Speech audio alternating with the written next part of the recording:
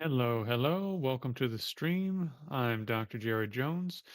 My research specialties are ancient systems of meditation, the cognitive science of meditation, Buddhist philosophy, and the philosophy of science. I'm on a bit of a mission to help people understand how to meditate, and I've decided to more or less go public with what I know after 20 years of training as a Buddhist, 6 years training as a Taoist, and the better part of a decade in academia. So, my apologies for being a little bit late today. Usually, I'm a little bit more Johnny on the spot, but uh, as you can see, we're set up at a different angle today. So, the reason for this is that we are only one step away from having the complete setup, I think. Well, maybe two steps, but very, very close.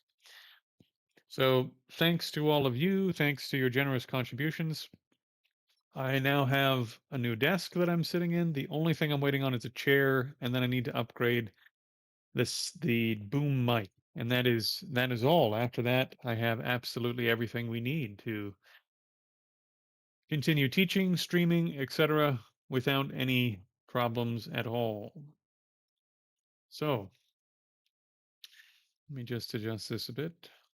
Yeah, there we go. Yeah. So, my friends, welcome. Welcome to the stream. Glad to have you here. And I was also able to afford a haircut. I don't know if you noticed. Barack Obama, welcome. Earth Wombat, welcome. So not very many people here yet, probably because I started a bit late.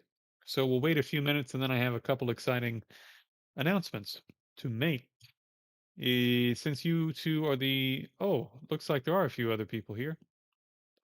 Looks like John Jedi is back. Welcome. Right. Uh, well, since people are sort of flowing in, I think I'll just go ahead and get to it. So, really, really exciting. Tomorrow, since there were three different people independently who asked if I could do something to help them with some retreat, I decided, I needed to do a little bit of retreat myself. I had been talking to one of my teachers about what I should do, about a couple of things. And so I had been planning on doing a bit of retreat also. And I thought, well, what a wonderful opportunity since three other people that are training with me want to go into retreat. Why don't I just go into retreat? So tomorrow morning, my time, I need to decide exactly how I want to do it. I'll put out a little something. Um, I'll put out a little schedule in a couple of places, probably in the community section, Discord, etc. I'll put out a little schedule so that you guys can see what I'm doing on London time.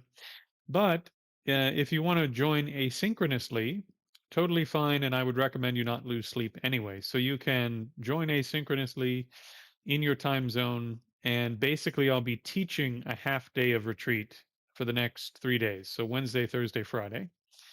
If you'd like to join in that, you're perfectly welcome. As with everything else I do, there's no charge involved, no demand for a fee.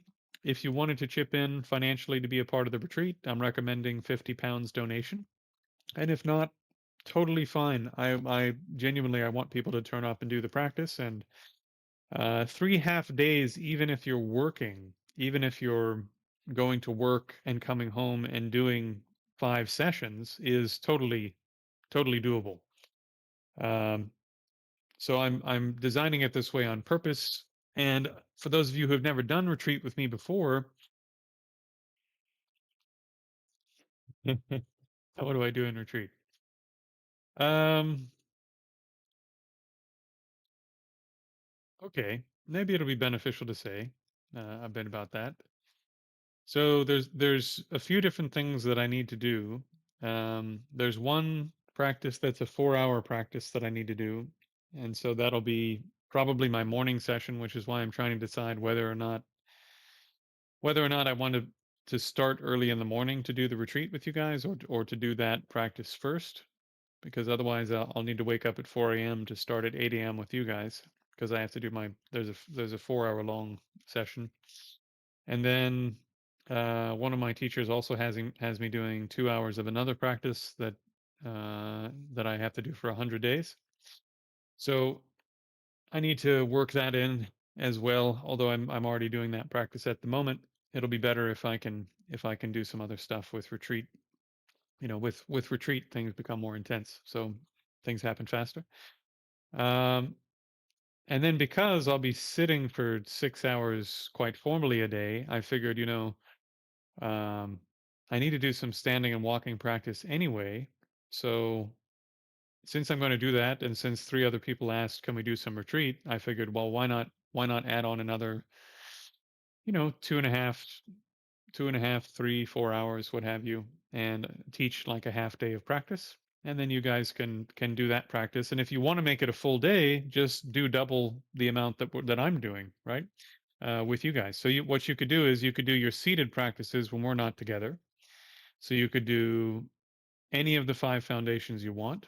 Although you'll find if you go through the full 3 days with me, you'll find that probably doing a lot of foundation one on day one, a lot of foundation two on day two, and a lot of um, well, two and three on day two, and then working into the Mahamudra style practices on day three will be a pretty good flow of events because the mind will get more calm, more subtle. Um, and so I'm gonna teach it that way. So yeah, that's what I'm gonna be up to. So I have, it's not super demanding in terms of retreat. It's pretty light retreat. To do 6 hours a day is not much, but um, oh yeah, then there's like maybe an hour or two I need to do of another practice. So um, yeah, I think between the 8 hours I need to do, there's not much to do with the other 5 hours other than hang out with you guys. And since I probably need to stand and walk the rest of the time anyway, it's good. That'll be good. Okay, so just waiting for people to join. You can see we're at a new aspect today. We are at a new angle. So the reason for this is that, just double checking this. There we go. The reason for this is that I'm one step away from having the setup complete here. So once I have the setup complete, I have been meaning to put up a video saying thank you to everyone who's donated. Thank you so much for everything you've put in. Um, Really incredible, really incredible. The generosity of the community has really blown my mind, and I'm humbled. Actually, I'm humbled by how generous the community has been. Uh, so the only thing I'm waiting on is a chair, which I think will be here on Thursday. This is a dining room chair. But when I do have everything set up, I'm going to do a video showing you what your wonderful donations have wrought, and I'll show you the complete setup. And I'm also going to go through all of the donors who weren't anonymous. I'm going to go through all the donors and thank everyone. So it's also an opportunity for those of you who are into Buddhisty sort of things. I like to do some things to do with donation are good to keep private because the merit for you is more. The good karma for you is more if you don't tell people about it. But then on the other hand, when you hear about the virtue that others have done, if they've done good things, and you go, wow, that's great. According to the great texts, just from that moment, one moment of rejoicing, you accumulate the same amount of good karma as the person who actually did the donating, for example, in the first place, or who did that practice in the first place. So rejoicing is this incredibly skillful technique. You can just harvest the how to say, you can just harvest the hard work of other beings. So for those of you who are into the Buddhisty kind of thing, tomorrow when you hear this list of names, when you hear people who donated, you can go, that's great. Right? And just from this thought, then you accumulate the same karma, even if you didn't get to donate yourself because of whatever reason. Uh, and again, very, very happy to be providing this to so many people for free. That's actually the point. You know, if 10% donate over the long term, that'll in the end that'll probably be enough. And then that means that 90%. So if there are like a couple hundred people that are donating a little bit, and then 2,000 people get helped or 10,000 people get helped because of those 200, how incredible, right? Incredible. Anyway, so rejoicing, rejoicing, very good practice. Very, very good practice. Okay. Um, I'm rambling as I usually do for the first 20 minutes of the session. Um, Please do if you have questions or what have you. Just to talk a bit about the retreat. So what I'll probably do is I'm probably going to start my day with there's a practice that's 3.5, 4 hours I need to do. So I'll probably start with that myself. And then I don't know what time that's going to bring me to, maybe 10 or 11 London time. And I know some of you are quite a ways behind me, like 5 hours behind me. Um, but I'll put the first session where we're together, I'll put it on the YouTube, what is it? The YouTube live schedule. So if you look at my channel, you'll see that I'll have a live coming up and I'll post that link on the Discord and the Facebook, so that those who want to attend can attend. I'll put it in the community section for YouTube too. So probably from 11 for the sort of middle period of the day, that 5 hour period, 11 London time until what is that? So 5 hours, 2.5 hours spread over 5 hours will be what, 4 o'clock London time ish? So will be roughly 30 minutes to 45 minutes on, and then roughly 30 minutes to 15 minutes off, depending on how things are going. I may spread it out a little bit more, etc. But that'll be it. And so then you can either attend those live or you can attend them asynchronously so that you do them when you can. Yeah, sugar free. I was able to afford a haircut.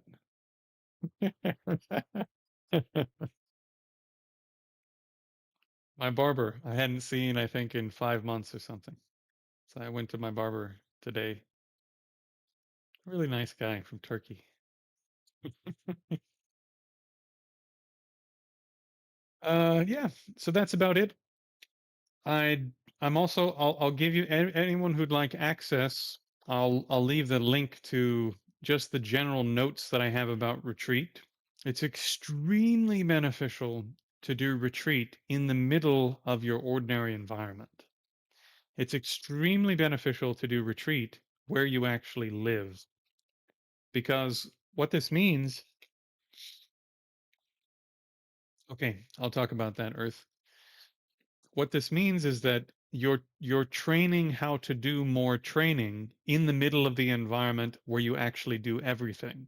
And yeah, more stuff is going to come up. People are going to come into the room, people are going to knock on your door, you're going to get a phone call, the social media is going to go off, et cetera, et cetera.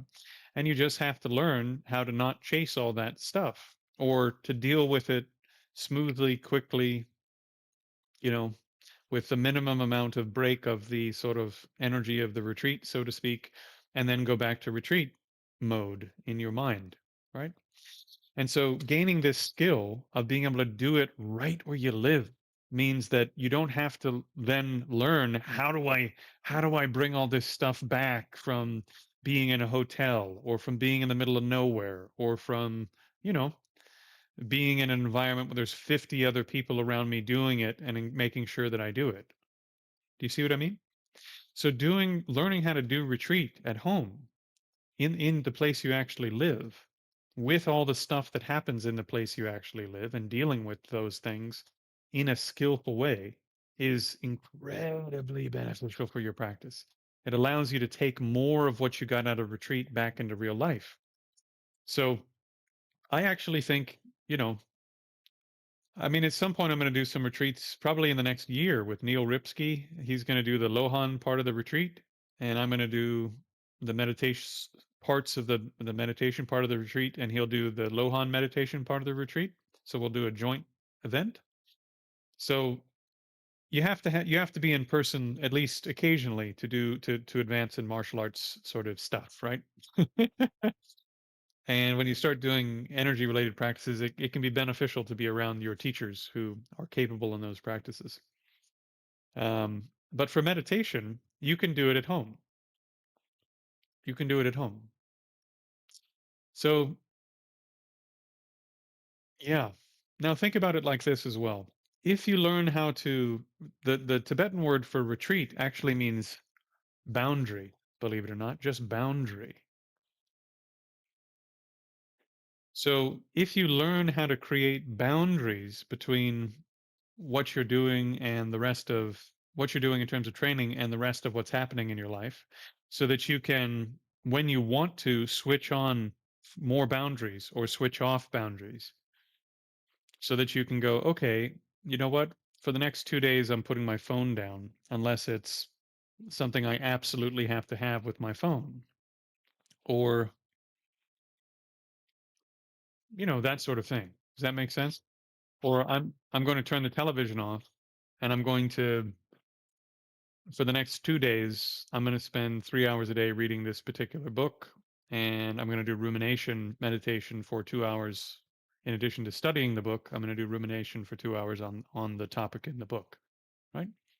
And this is an artificial boundary you're creating in your life, and that's retreat. And then if you say, I'm not going to talk to people unless it's necessary to keep things functioning. That's a boundary. That's retreat. When thoughts come up that are unrelated to my practice, I'm going to try to let them go and return to the practice. That's a boundary. That's retreat, right? So you can create boundaries where you go, I'm not going to leave the house unless I have to for such and such and such, and I'm going to control my thoughts in this way, and I'm going to control my body and my activities in this way, and then you're in retreat. So even if you have to go to work every day for 8 hours, you can come home and do half. You can do, you at work, you can sort of be in semi retreat. One of my teachers calls it working retreat, where you set boundaries for how you're going to behave. And again, you don't want to be weird at work. You don't want to be some kind of zombie. So you need to set the boundary that you're going to be fully functional and ordinary at work, but you're going to avoid sort of extra stuff. And maybe you do need to socialize at work too. Maybe that's not extra stuff, you know? But maybe you're used to at your break time checking all your social media and whatever while you're at work, and you don't do that, right? So you set boundaries at work that enhance your practice when you're not at work. And then when you get home, you carry on with your full on retreat at home. And then the next day, same thing. And so actually, even with very advanced practice, one of my teachers said, you can do, if you can't go into full retreat to meet some of the requirements for very, very difficult kinds of practice, that you can do it right in the middle of your real life in this way. It's very skillful. All right, let me get to the questions now. Earth asks about posture.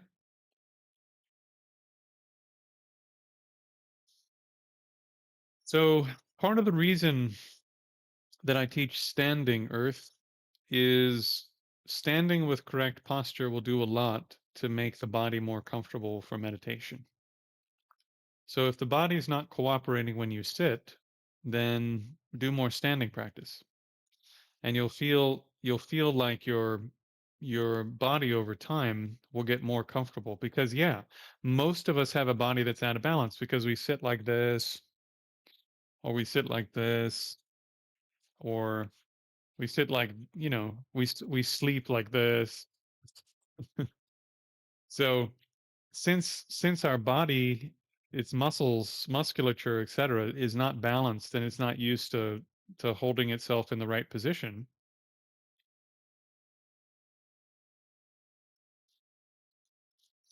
we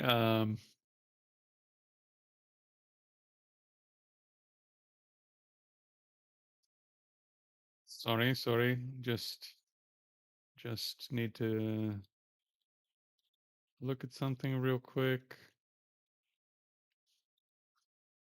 I keep getting this notification that something is not right with my audio. Is it coming through okay? It must be because nobody's jumping ship. Okay. So it's good to do something to make the body more even and to make it strong and to make the connective tissue work well.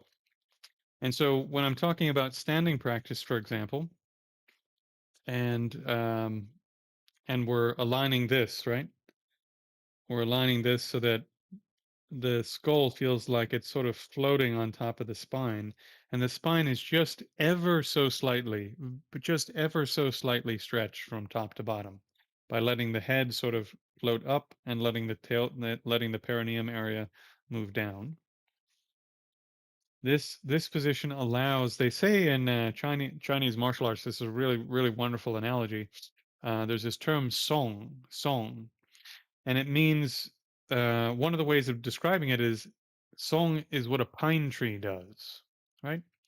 So a pine tree, when you look at a pine tree, it has this strong central pole that runs through the middle. That's like the stretched spine, just barely stretched, open, right? Just barely stretched from top to bottom. And then everything else hangs off that central pole. So there's no way for me to show this easily on camera. If my wife were to come in the room, I could use her to show this. But basically, you develop this sort of stretchy quality where this here, right? Almost like you're reaching through the fingertips, for example, and that slight reach through the fingertips creates the stretchiness that runs to the spine actually. And then the arm hangs off the spine using the stretchy tissue in the body, like a tree branch stretching and hanging off the tree from the central pole, from the central trunk. And so like this, you can learn how to gently stretch through the hands, right?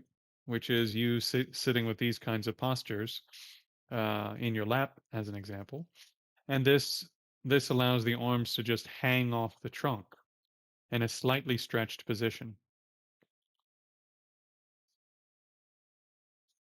So likewise, if you learn how to do this standing, it actually has, as I've mentioned before, it has a huge number of health benefits, even just doing that first posture. But you could do dozens and hundreds of different postures, which is what you do in things like Tai Chi Chuan and Baguazhang and Xingyi and 18 Lohan. All the Chinese internal arts have standing practice as part of their practice because it makes the body very strong, very healthy. It actually improves your heart and aerobic stuff. I was joking with my wife before I came on the stream because she was saying, I want you to do something to get in a little bit better shape, and I agree because I haven't been doing much of my internal arts and I need to get back to it. But she said, you need to do something basically for overall general health. And I said, when I was doing lots of my martial art, even though I was never running, I was never getting my heart rate up in a normal sort of aerobic sense, just through standing properly, the aerobic system gets a huge workout. And you'll know this if you stand for 30 minutes using even just that first posture that I teach. It's a huge workout for the body. And because of this, there's a little mountain here in Edinburgh called King Arthur's Seat. And I was able to literally run up that mountain in about 15 minutes with my wife's sister. So, and I wasn't doing any running. It just wasn't, right? It was just from basically standing and doing internal Chinese arts. So, doing this is meant to make the spine limber but also strong and make the connective tissue strong and make the white tissue strong so that things can hang off of it and it can bear a lot of weight without having to use a lot of muscle. So for those of you who are thinking about getting into the 18 Lohan course, which is hopefully launching sometime between Wednesday and Sunday with a bit of luck, I think he's going to start off with some standing practices and a couple of what are called jibongjang, which are these oh, movements that are Basically, in the beginning, you think they're like warm ups, but they're not warm ups. They're designed to teach you the entire set of principles that make the body work properly and make the art work. And the entire art is built into these little basic movements. It's really, really smart. Anyways, okay. So these things are meant to make the body better for meditation. And if you have an imbalance, let's say that you have an imbalance in the musculature in the back of the chest, then you do these exercises with the chest, for example, from Lohan, where you isolate the movement of the chest. I'll do a quick one just to show you. So you do for example, this is going to be in I think, the first module of the course. So you would, just as an example, I'm not going to do the arm part of it, but watch if I put my hands here, right? If I just move my chest, see how my hips aren't moving? So you learn in Lohan, you learn how to drive the movement from what's called the upper dantian. And then I keep my head isolated.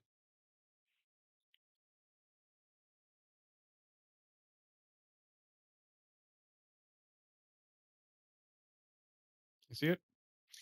So this is one of the exercises that helps the spine because you're almost like wringing out a towel, right? Because the lower part of the spine is staying where it is and you're twisting like this. And so this makes the spine feel much better and balances out all the musculature in the spine. Does that make sense?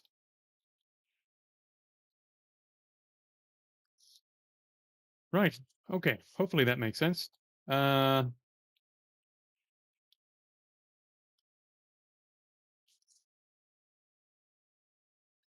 Rock says, I feel my meditation attentive bandwidth is too small to focus on all three aspects of Foundation 1 simultaneously. Is that normal? Yeah, that's pretty normal.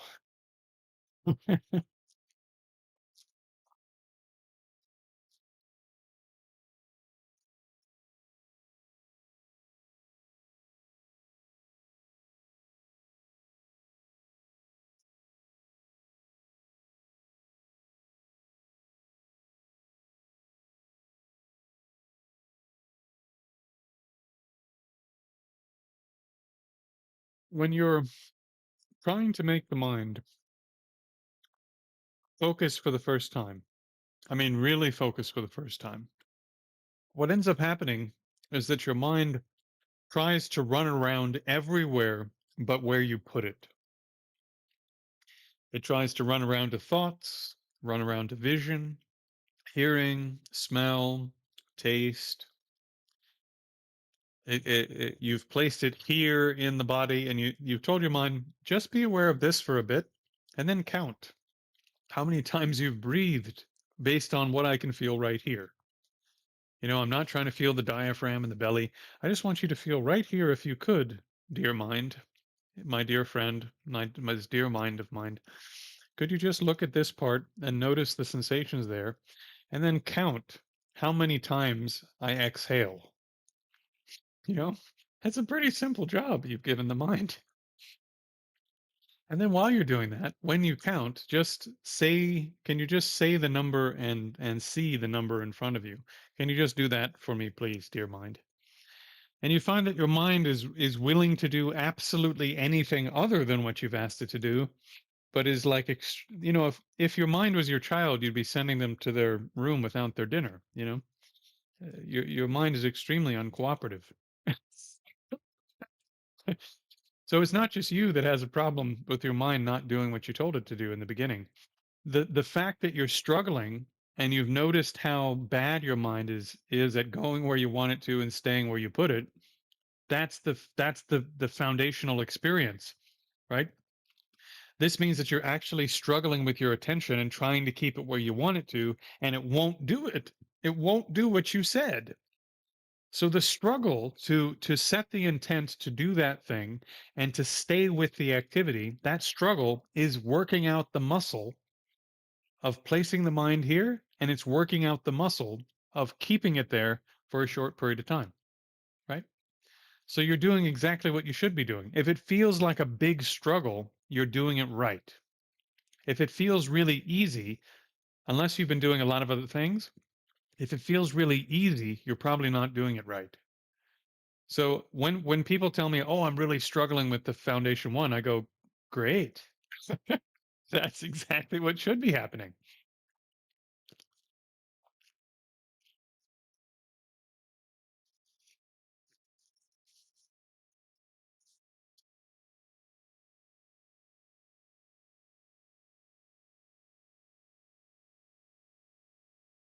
Okay. So Hans asks about walking meditation. So Hans, walking meditation I put under foundation 3 in my system of training. So walking meditation is I teach it with body awareness first because there are a lot of benefits to gaining deeper awareness of your body, not the least of which is it makes your mind more calm and it also increases your pain tolerance and reduces the amount of pain in the body and makes the body relax, which makes the mind more calm. So it's a very supportive type of practice to do when you're in the stage of trying to get your mind to be a lot more calm. So typically I start with people seated and then we do standing and then we do walking. And then once you've done some standing and walking and you have some competence, some skill in being able to let your mind rest in how to say, let your mind rest in, no, that's not the right way to say it. When you have some skill in getting your mind into the body as an object of meditation using the 5 points or using the 6 directions, by the time you get to the 6 directions, you can start adding on other senses. So then you could do walking meditation with the visual consciousness open in 6 directions, or you could do walking meditation with the auditory consciousness open in 6 directions, or you could do it with the smell consciousness open in 6 directions, or taste consciousness open in 6 directions. So you can do seated, standing, and walking with all five of the different sense gates. The only thing is when you do any of the sense gates besides the tactile one, you have to almost no matter what, you have to give like 10 or 20% to vision and you have to give 10 or 20% to the body or you'll fall over or you'll bump into stuff, especially if you're in the out in the real world, right?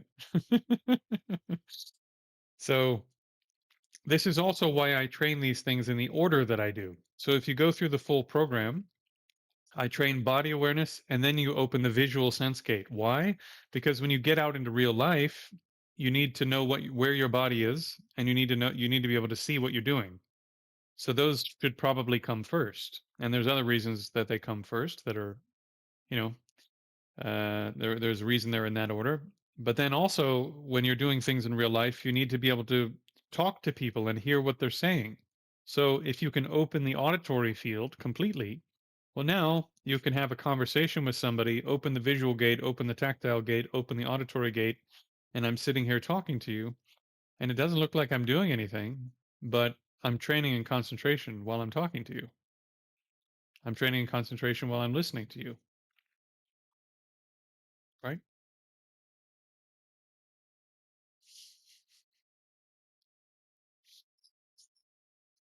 So that I mean, this is the thing. You don't have to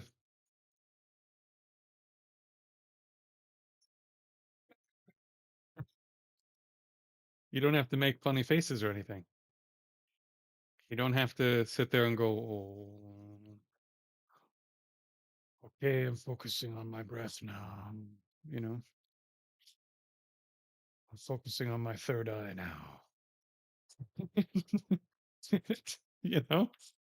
So this is the benefit of something like Mahamudra practice. So you're you're learning to do types of concentration you can take out into the world and do while you're doing anything else that's on your plate. So your work, uh, your relationships, your hobbies, of course, things like martial arts. So for those of you who are going to join the Lohan thing, You can, once you start doing Lohan stuff, then you can bring full body meditation into your Lohan.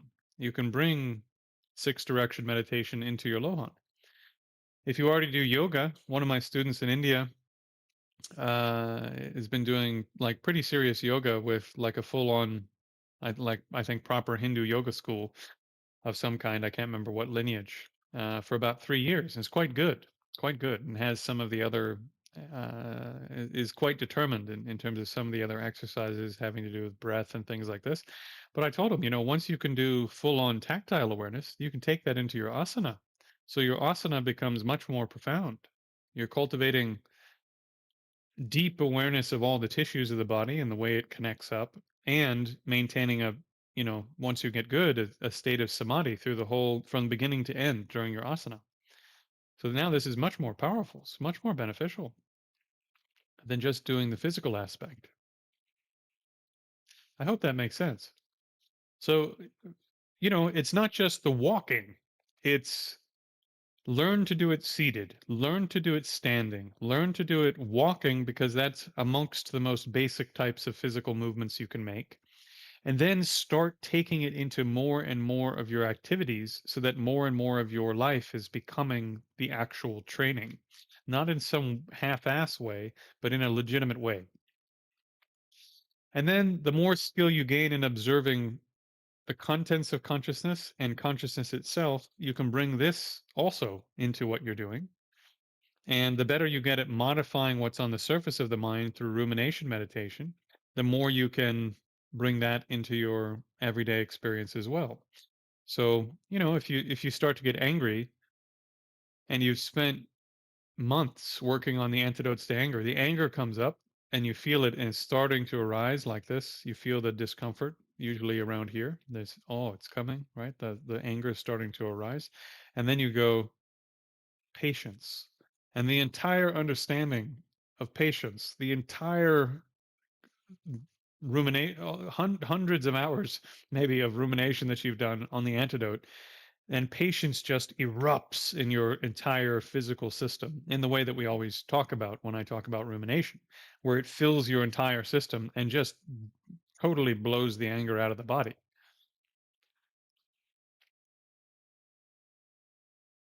So you can see there's sort of a flow chart of different skills. Being able to hold your mind somewhere for a bit, then making the mind very calm and becoming aware of the body, and then transitioning from just scanning the body to taking the entire body as an object of meditation, then holding each of the five external senses as objects of meditation, and then gaining the ability to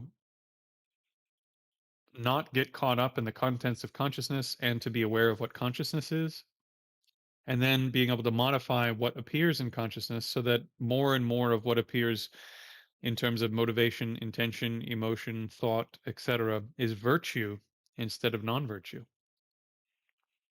A few people have been talking to me about, how they try to recall the three marks of existence and all of this during the day.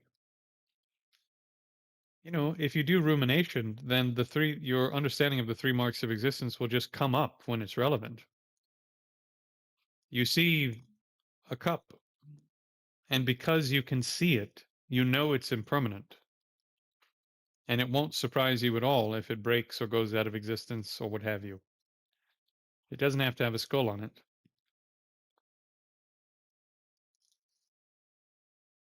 And because it came from causes and conditions, which is obvious, since it has parts and so on and so forth, immediately you know that it's selfless, because you trained the mind to be very familiar with the fact that things that have parts have a necessary logical relationship with things that are causal.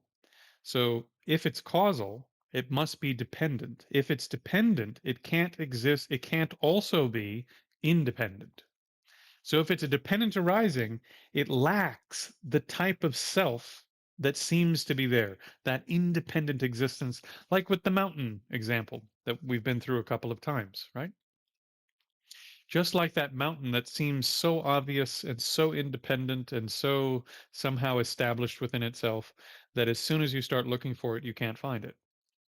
And so you don't have to be so active in your application of things like subtle impermanence and selflessness, because simply seeing that something's made of parts triggers the understanding that it's selfless. Simply seeing that it can be known by your external senses triggers the fact that it must be subtle impermanent. It must be subject to subtle impermanence. If it was in stasis, particles wouldn't bounce off of it, and then you wouldn't see it with the eye, or you wouldn't hear when you flicked it. Nothing would happen because you need the vibrations have to start happening. So the very fact that it's perceptible means that it has to be subject to subtle impermanence. I know for some of you this sounds like a foreign language. It's okay, eventually you'll get to all this.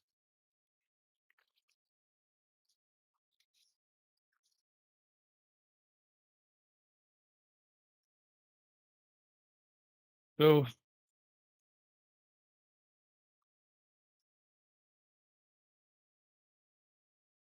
yeah, what else to say? I think maybe some time for practice now.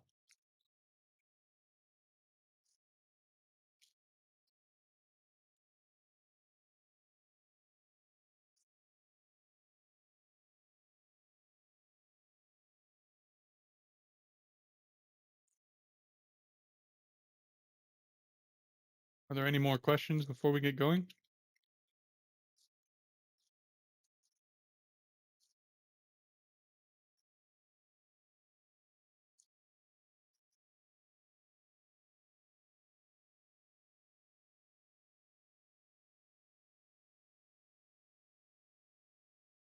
I like the Yoda voice. That's pretty funny, John. I did a bit of work. Obviously, I'm not a physicist, but in my PhD work, I worked with a philosopher of science to get very clear. His area was mathematics and physics, and he specialized in the area of theoretical physics called the special status of consciousness interpretation of quantum mechanics. So there are Nobel Prize winning physicists who think that in order to have a particle exists in an actual state instead of a potential state, that you have to have consciousness has to be part of the explanation, or you can't explain why it goes from potential to actual. So there again, there are Nobel Prize winning non-cuckoo, non-quack physicists who make statements like, uh, I don't know, basically that consciousness is more fundamental than matter, or that consciousness has to be non-local, that um, all properties must be known properties. They can't be properties that don't exist in reference to a conscious entity that knows things. So, these sorts of things provide you with some evidence in your own culture that some very, very smart people spent decades and decades and decades. Penrose is, I don't think, is in the special status category. He thinks that the universe, this universe, is not the first universe. So he's, in terms of astrophysics, I believe is his area. He thinks that the uh, at least in terms of the math, it makes sense that there would be infinite universes behind this one. So that's a little bit different, but J.A. Wheeler is a good example. I believe Eugene Wigner is in this category. Um, who else? I have a short list somewhere. It's in my PhD work. Anyways, I had a couple of small sections on this. Oh, does he? Hmm.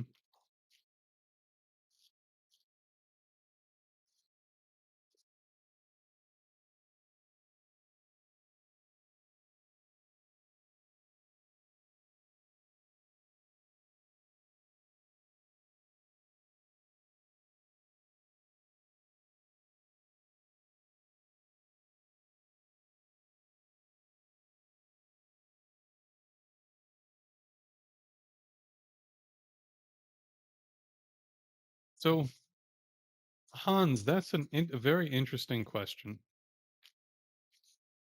What's kind of fascinating is there's not much on the brain.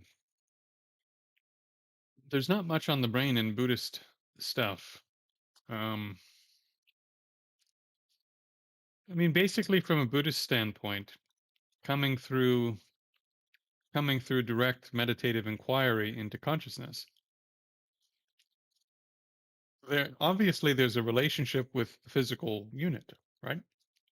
But the thing that's having that relationship with the physical unit is non-physical. When you look at it directly, it doesn't have any physical properties. As I've discussed many times, if you go back and watch the what is it?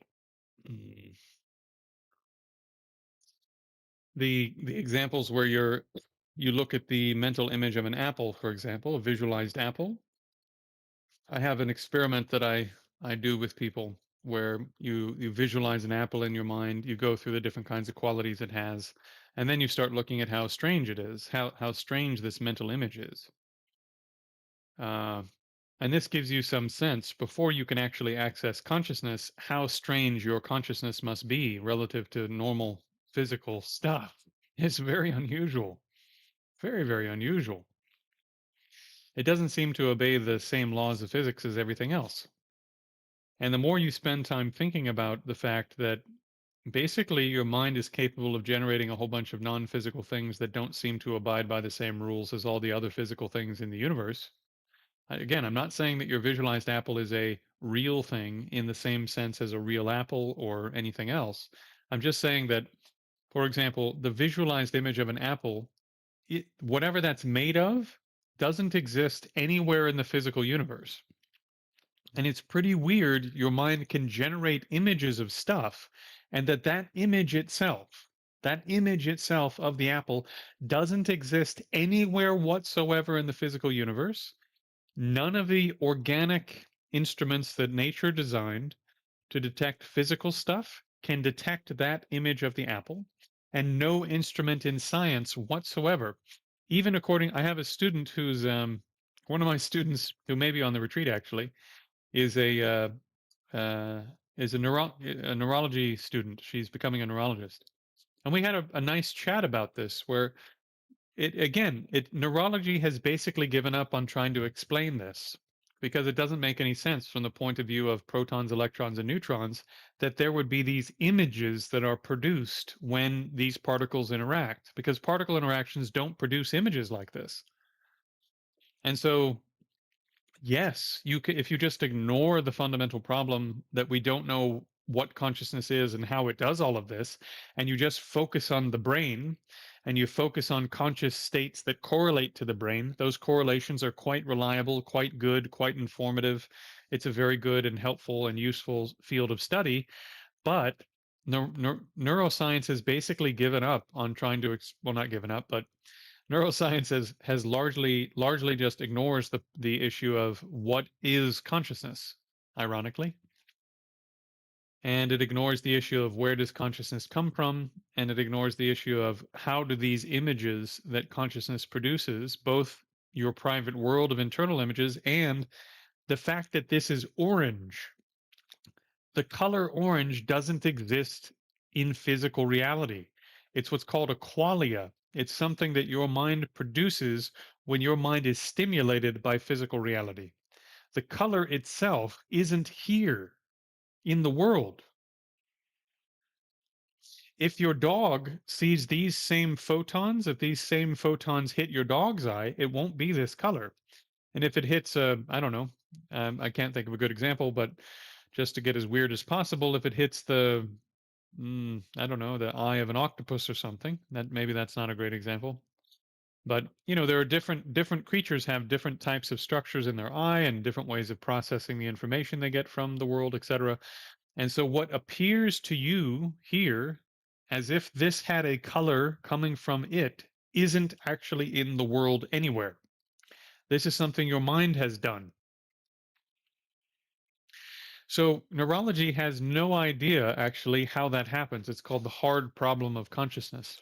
How does all of this hard stuff, protons, electrons, and neutrons arranged in complex ways, produce images, etc., that don't exist in the world? And how does your mind produce the image of an apple that can't be detected by any instrument on earth designed to detect physical things? Right? We can detect the protons, electrons, and neutrons moving in your head when you visualize that apple, and we can train an algorithm to know if we if we if you report I'm visualizing an apple, and then we take the brain scan of what it looks like when you visualize the apple. I can train an AI to know when you're visualizing an apple based on an inference, right? You infer if the brain activity is similar, you're probably visualizing an apple. And then the AI can say, oh, he's visualizing an apple now. He's not visualizing a dog. But there's no instrument on the planet that can actually see that apple besides your mind. This is very weird because physical stuff, generally speaking, isn't like that. Generally speaking, you can get at physical things with instruments. It's very, very strange that half of our world, our whole internal world, can't be got at with instruments. You can't get at it with your external senses, and you can't get at it with scientific instruments. That's really strange. So, long story short, um, there's not a whole lot on the brain in Buddhism. Buddhism is basically what's called a phenomenological model. So, Buddhism, rather than starting with the physical structure and then sort of trying to find its way in, so to speak, starts with how do things appear when you look at them directly in your experience, and then works forward from there. So, Buddhist mind science, as we might call it, or Buddhist phenomenology or epistemology, just never got to the point where they were dealing with the brain. I mean, you can say maybe we haven't built the tools, etc., but where is that image occurring?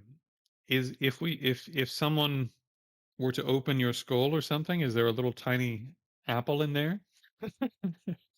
When you visualize the number one in front of you, and you can actually see the number one appearing here in space using your mental awareness, it's right here.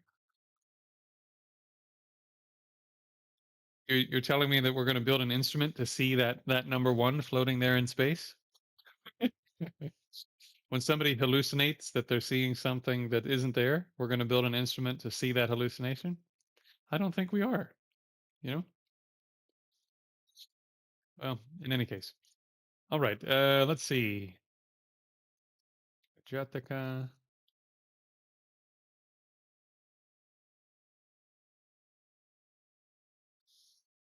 So, Jivan, according to Buddhism, everyone has inhabited every rebirth there is.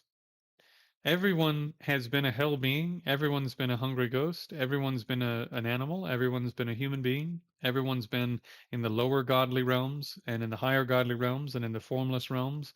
Everyone's been the highest Brahma. Everyone's been everything you can think of, and even things that we don't have names for.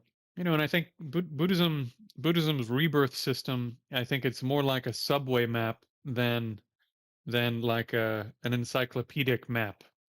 It's saying these are like the general destinations you could take, but there's other stuff that we're not mentioning. These are like the main exit routes, the main subway exits.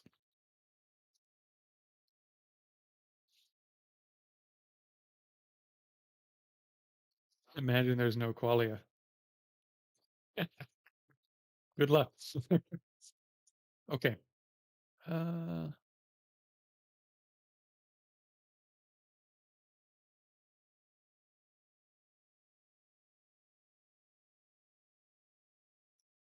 so Hans, we're getting a bit into the theoretical, and I want to get to some practice, but I'll try to land this plane if I can. So, according to Buddhist thought, you have human faculties. you have a human mind that isn't your fundamental mind. So sometimes I do it like this, right? These are your five external senses connected to your human mind. Your five human external senses connected to your central human mind. According to Buddhism, there are subtler layers to mind that are below this human level awareness. It's not this that will take rebirth, for example. All of this is going to dissolve back into this more subtle mind. And it's down here at the level of what what we would call rigpa or clear light. This is the mind. And in some texts, you could maybe say, depending upon the text, they say the storehouse consciousness, blah blah blah. Anyways, depending on how you formulate it, you have a very subtle type of awareness that isn't human. It's not actually human awareness. Human awareness comes out of this as a formation, sort of, right? So your subtlest mind is what moves on from lifetime to lifetime.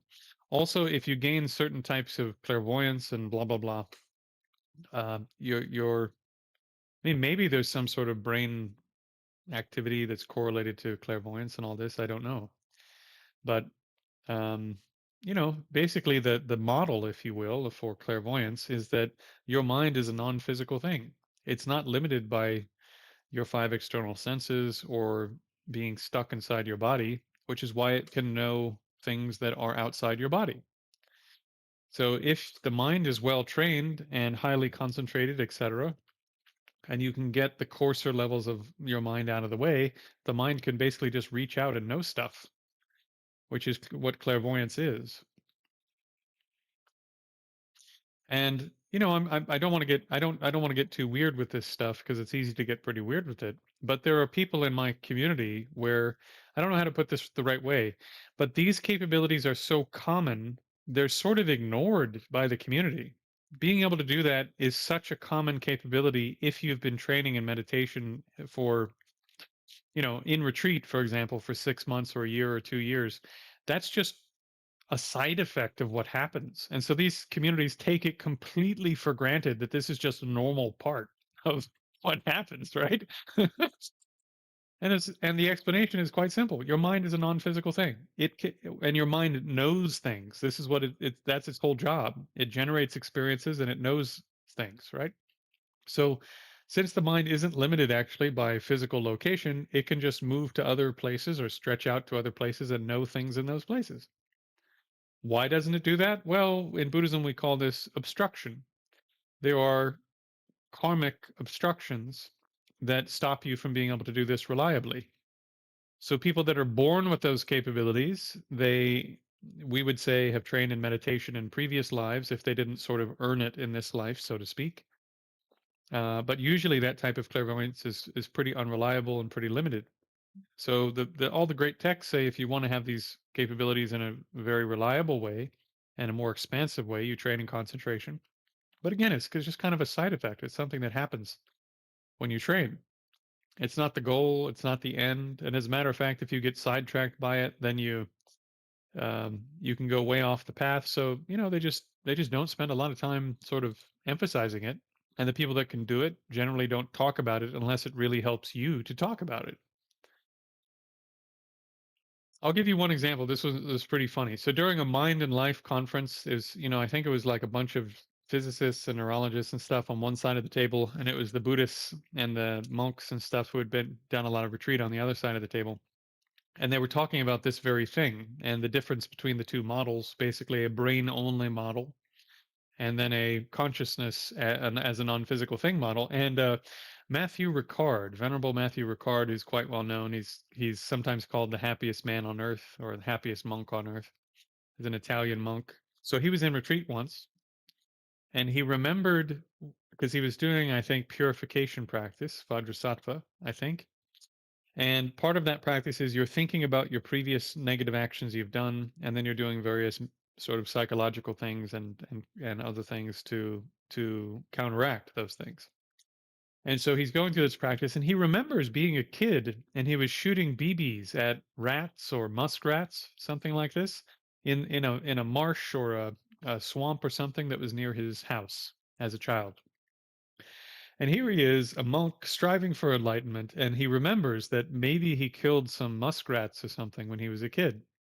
And so he goes from his retreat cabin down to where his teacher is staying, and he sits in front of his teacher and he's sort of thinking through, okay, how am I going to say this and explain this to my teacher? Because I want to confess this to my teacher.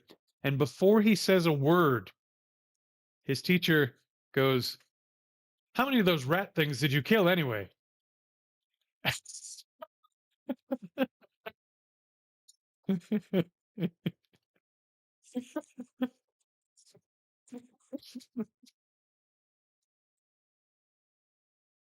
So again, these capabilities are just, it's just one of the things that happens. And if you have them, you usually don't show them off and you just use them to help the people that are training with you and fellow practitioners. And, you know, again, it's just a part of the culture, you could say.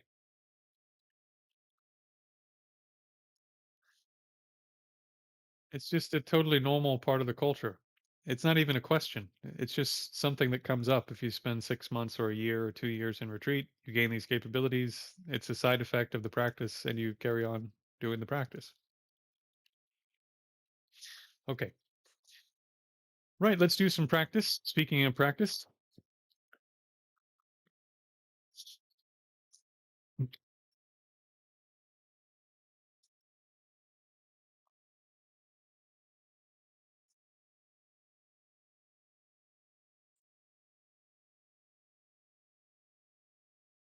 I'm excited to see with the new setup.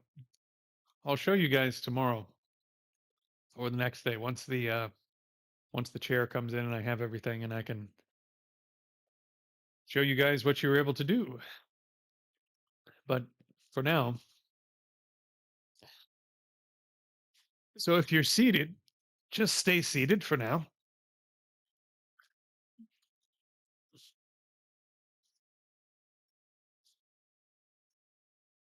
So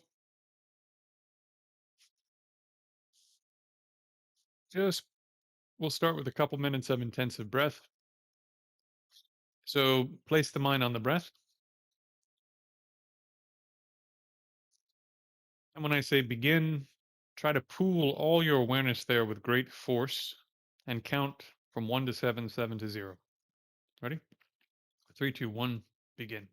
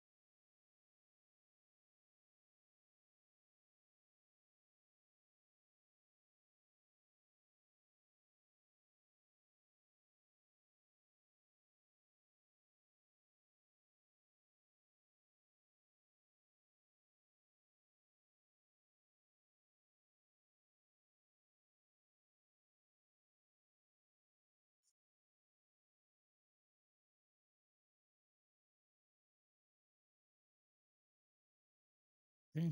Now we'll do a brief body scan. Start with the left foot,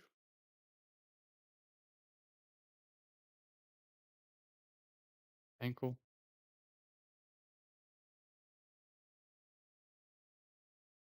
calf,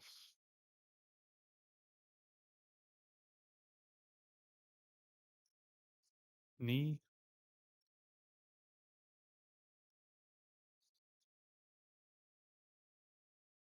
lower thigh, upper thigh,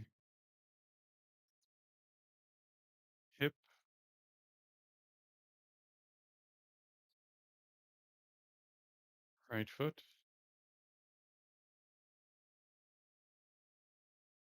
ankle,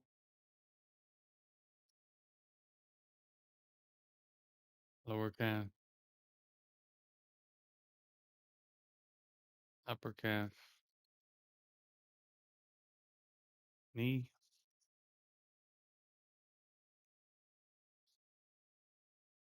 lower thigh, upper thigh, hip,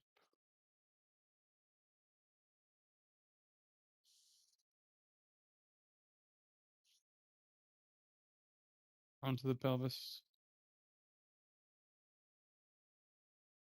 back of the pelvis, tailbone, anus, perineum, sexual organ.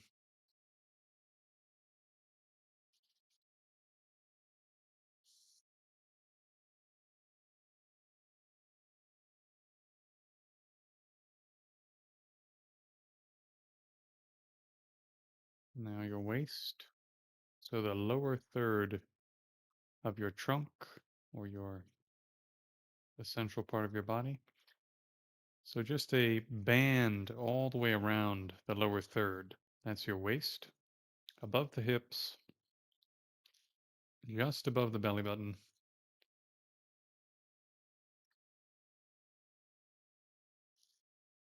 and the middle third of the trunk.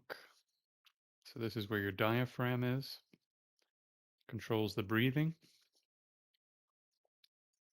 I call this the diaphragm belt. And then the upper third of the chest, this is where your lungs and heart are. So be aware of the upper third of the chest.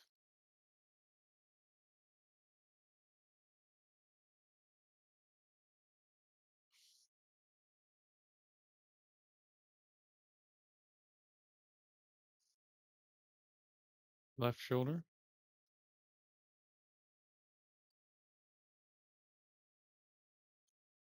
bicep, elbow, forearm,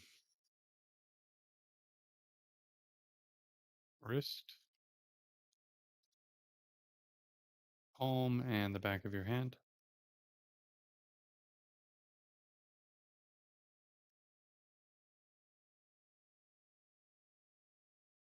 and your fingers.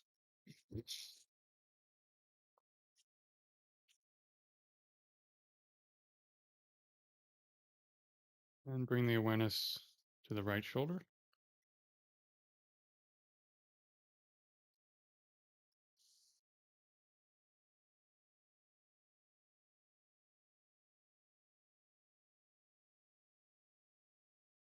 bicep, elbow, forearm, wrist, palm, and the back of your hand, and the fingers.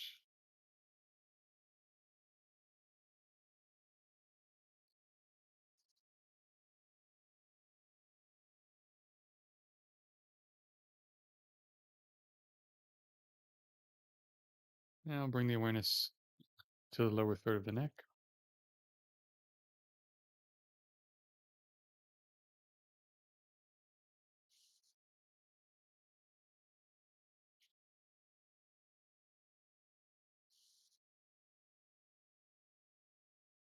middle third of the neck,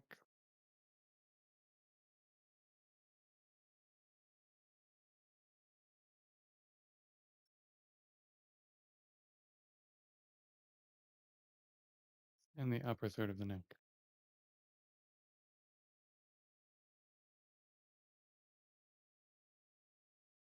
Into the joint between the neck and the skull.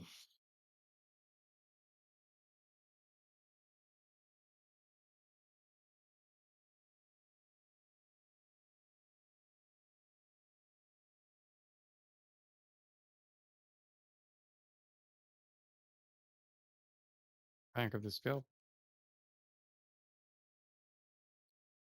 left side, right side, and the forehead.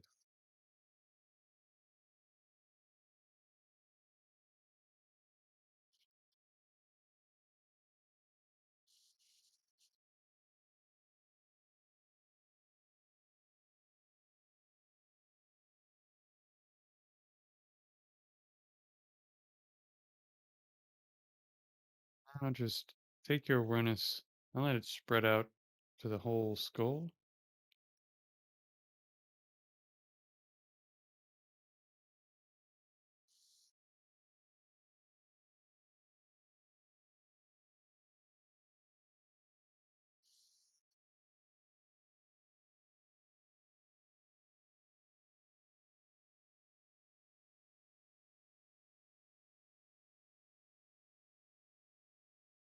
Bring your awareness to the top of the skull.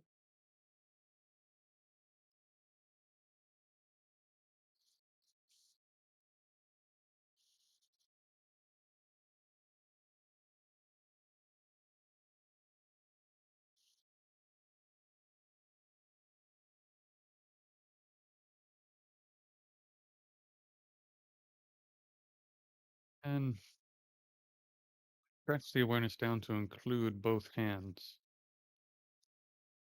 Stretch the awareness down again to include both feet. Hold your awareness now on 5 points, top of the head, both hands, both feet.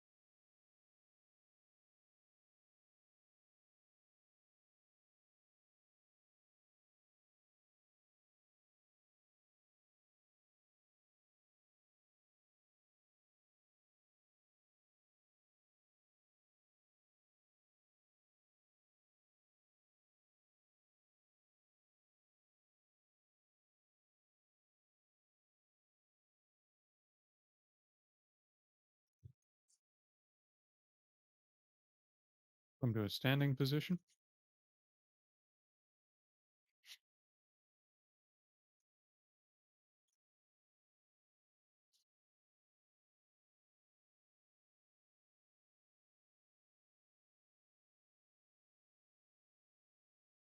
Bend the knees. I'm not going to go through the whole posture. If you've done this with me before, assume the posture.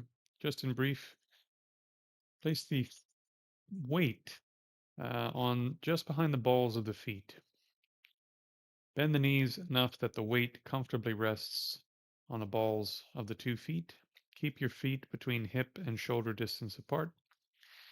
Take your hands, don't put them on the front, don't put them on the sides. Put them at about 45 degrees, which is where they should naturally hang to anyway. Now from here, just stretch the hands open ever so slightly so that they're alive. And let your middle finger touch your thigh. so that your spine doesn't end up crooked, etc., as you stand. And now we're just going to resume 5 points meditation. So place your awareness on the top of the head,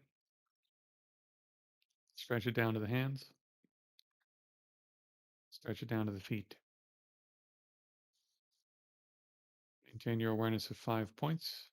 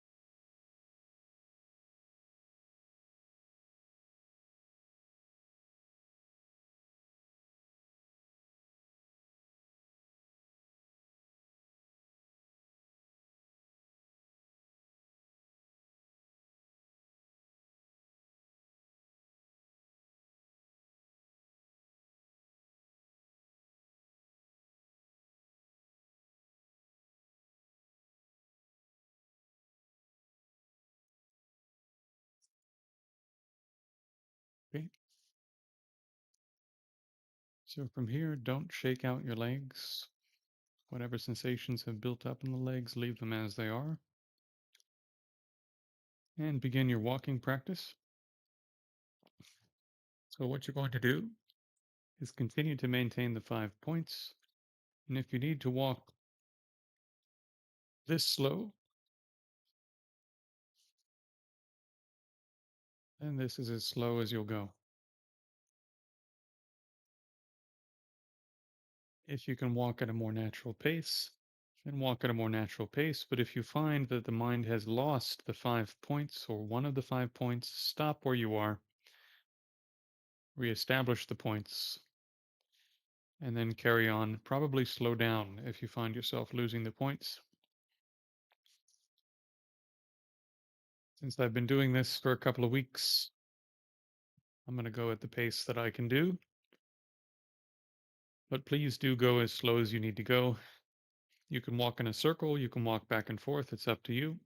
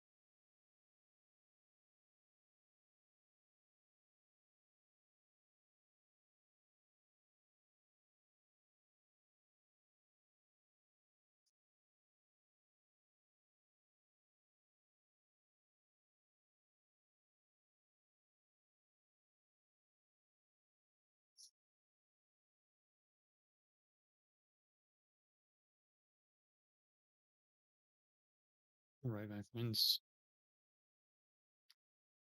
A little bit shorter practice today. since we had more Q&A at the beginning. Happy to hang out for a bit and answer a few more questions if you'd like. Also, um, for those of you who didn't hear it yesterday, we have fairly well settled on, I think, 39 US dollars a month for the Lohan course. However, uh, because we want to ensure that during the transitional period between, or not the transitional period, what am I trying to say?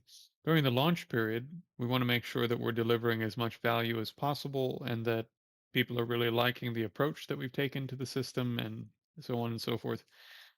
Um, the first 50 people that sign up are going to get half off for the first 3 months while you know, we're kind of using you as the guinea pigs.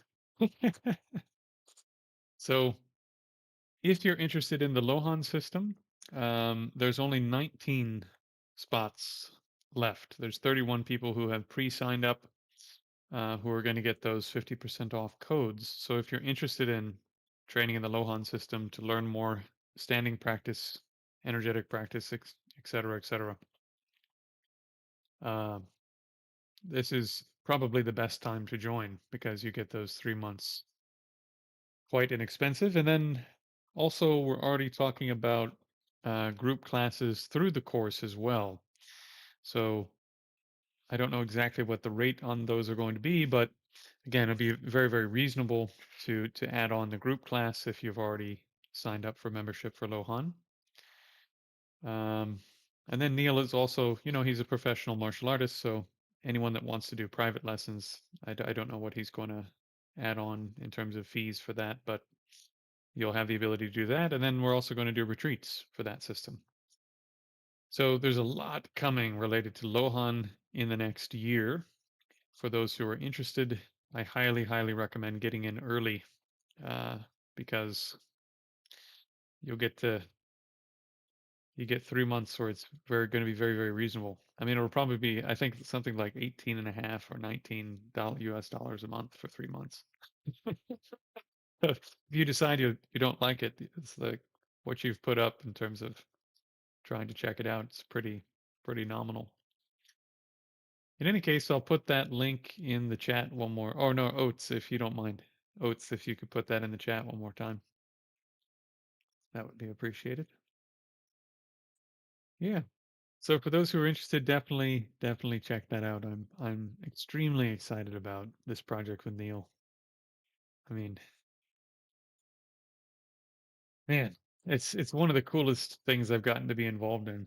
I love the Chinese internal arts. I've been doing them for years, and this system's extremely rare and extremely dense, extremely rich with information. And Neil's just an incredible guy.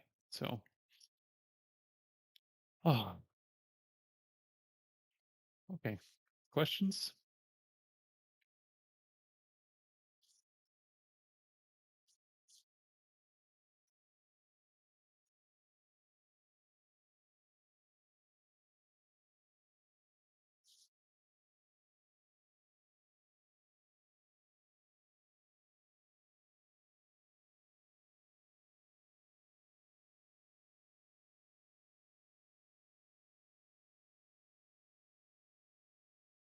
Okay.